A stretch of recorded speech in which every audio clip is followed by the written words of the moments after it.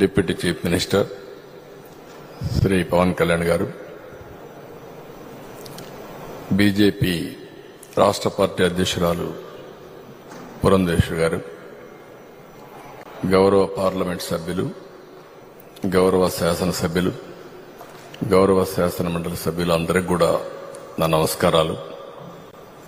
మొత్తం ఎన్డీఏ మెంబర్స్కి అందరికీ మరొక్కసారి మనస్ఫూర్తిగా అభినందనలు, నమస్కారాలు. ఇప్పుడు పవన్ కళ్యాణ్ గారు మాట్లాడినప్పుడు నాకు గత చరిత్ర జ్ఞాపకం వస్తా ఉంది. 100 రోజుల పొరుపు. ఈరోజు ఒక్కసారి చూస్తే ఆ రోజుల్లో ఎంత భయంకరమైన పరిస్థితులంటే, నన్ను అరెస్ట్ చేసిన రోజున పవన్ కళ్యాణ్ గారు హైదరాబాద్ నుంచి ఇక్కడికి రావాలంటే ఫ్లైట్ క్యాన్సిల్ చేశారు. ఎంత పట్టుదల ఉంటుందంటే, ఫ్లైట్ మీరు క్యాన్సిల్ చేస్తే నేను పోలేనా అని చెప్పి నేరుగా బై రోడ్డు వచ్చాడు. రోడ్లో వస్తే నందిగామలో మొత్తం రోడ్డు అంతా బ్లాక్ చేసి పక్కన తిరిగినా రానియకుండా చేస్తే రోడ్డు మీదనే పడుకొని ధర్నా చేశాడు. మామూలుగా సినిమా వాళ్ళు ఇవన్నీ చేయరు. సినిమా వాళ్ళు ఏదైనా చేస్తే షూటింగ్లు చేస్తారు తప్ప నిజ జీవితంలో చేయరు. అలాంటి నిజ జీవితంలో పోరాట యోధుడిగా నిలబడ్డటువంటి మిత్రుడు పవన్ కళ్యాణ్ గారు.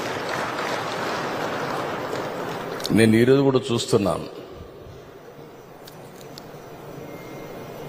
రాజకీయాల్లో ఒక ఆశయం కోసం వచ్చాడు.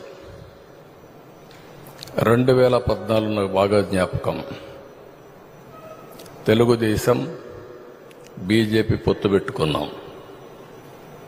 పొత్తు పెట్టుకున్న సందర్భంలో పోటీ చేయకుండా ఎన్డీఏ గెలవాలి, ఇప్పుడు నేను పోటీ చేస్తే ప్రభుత్వ వ్యతిరేక ఓటు చీలుతుంది కాబట్టి చీలకూడదని నిర్ణయం తీసుకుని ఆ రోజు పోటీ చేయకుండా అందరి అభ్యర్థుల కోసం పనిచేసిన వ్యక్తి పవన్ కళ్యాణ్ గారు. నేను ఎప్పుడూ మర్చిపోలేనది.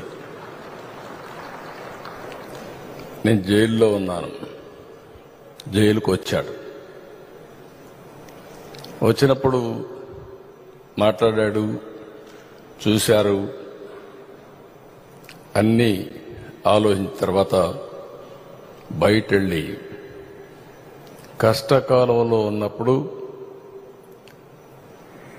ఏమాత్రం కూడా ఆలోచించకుండా జనసేన, తెలుగుదేశం పార్టీ 2 పార్టీలు కలిసి పోటీ చేస్తాయని చెప్పిన వ్యక్తి పవన్ కళ్యాణ్ గారు.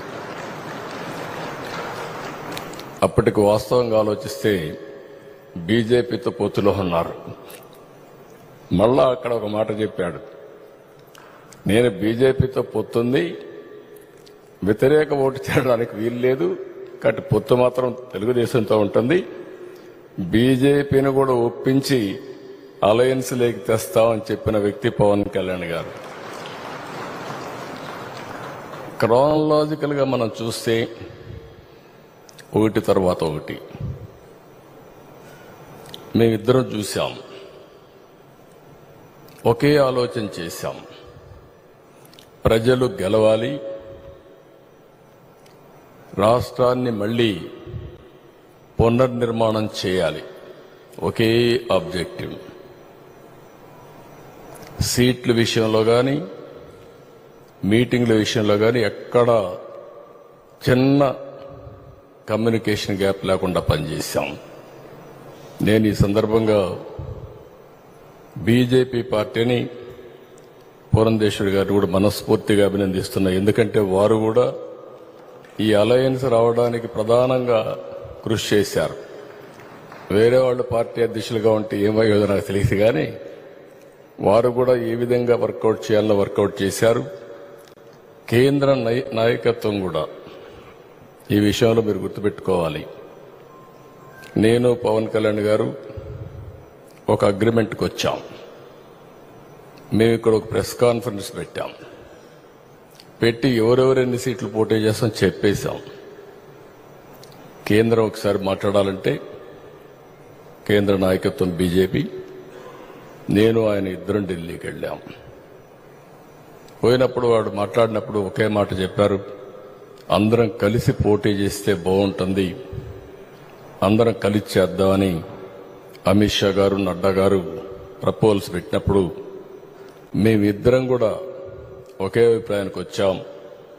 ముగ్గురు కలిస్తే ఈ రాష్ట్రానికి పూర్వ వైభవం తేవచ్చు కాబట్టి ముగ్గురం కలిసి పోటీ చేయాలని ఒక్క మాట కూడా అబ్జెక్షన్ చేయకుండా నిర్ణయం అక్కడే చెప్పామని చెప్పి కూడా నేను మీకు తెలియజేస్తున్నా. చాలా మంది అన్నారు నష్టం వస్తుందేమన్నారు, కాదు లాభం వస్తుందని చెప్పాం.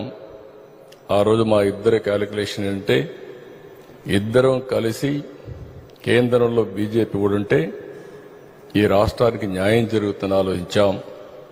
అదే ఈరోజు జరిగింది.